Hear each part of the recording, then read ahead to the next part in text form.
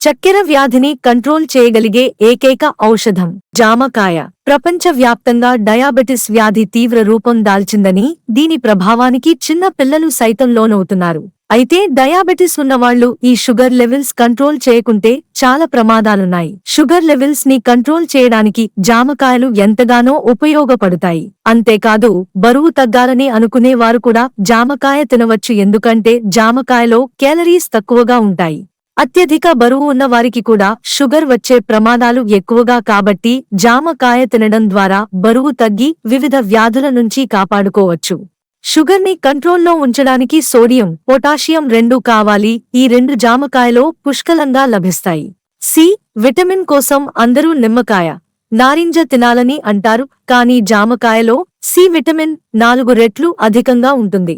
Diabetes ఉన్న వారికి రోగ నిరోధక శక్తి అధికంగా ఉండాలి. జామాలో రోగ నిరోధక శక్తిని అందించే కారకాలు లెక్కకి మించే ఉంటాయి. మరిన్ని ఆసక్తికరమైన విషయాల కోసం మా ఛానల్ ని సబ్స్క్రైబ్ చేయండి.